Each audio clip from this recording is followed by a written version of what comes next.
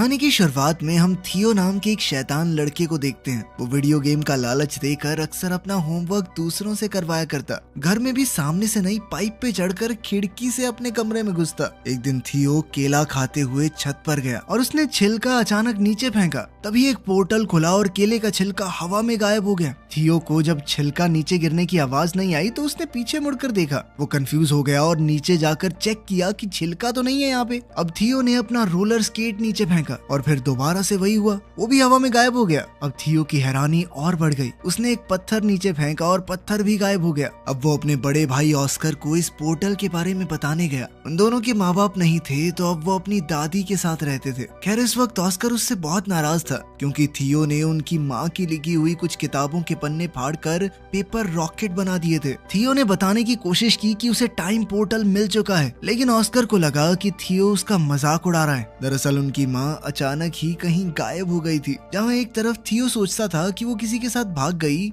वहीं ऑस्कर का मानना है कि वो एक काबिल साइंटिस्ट हैं जो कि टाइम पोर्टल्स को ढूंढ रही थी और शायद अब किसी और समय में फंस चुकी हैं। वो उनकी रिसर्च को समझकर अपनी माँ को वापस लाना चाहता था। अब दोनों भाइयों में लड़ाई बढ़ती जा रही थी। इसी बीच दादी ने उन्हें कुछ खाने के लिए बुला लिया। दादी के आगे वो दोनों शांत रहे, लेकिन दादी के जाते ही दोबारा बहस शुरू हो गई। ऑस्कर ने गुस्से में थियो को एक आधी गाली बक दी, जिसके बाद थियो ने गुस्से में ऑस्कर का टर्टल पोर्टल में फेंक दिया। ऑस्कर बेचैन होकर हर जगह अपने प्यारे टर्टल को ढूंढने लगा, जिसके ना मिलने पर ऑस्कर ने हर जगह अपने टर्टल के मिसिंग पोस्टर्स लगाए। ऑस्कर उस टर्टल के बहुत करीब था। वो उससे अलग होकर बस रोता रहता। जल्द ही थियो को अपनी गलती का एहसास हुआ और उसने सब कुछ ठीक करने के लिए पोर्टल में कूदने का सोचा। पोर्टल में कूदते ही थियो भी वहां पहुंच गया जहां सब कुछ पड़ा था जो उसने पोर्टल में फेंका था। टर्टल भी वहीं पर था। थियो टर्टल को लेकर घर चला गया और वापस वहीं रख दिया, जिसके बाद वो चुपचाप सो गया। लेकिन अगली सुबह कुछ बहुत अजीब हुआ। थियो अभी सो ही रहा था, लेकिन ऑस्कर काम के लिए तैयार हो गया।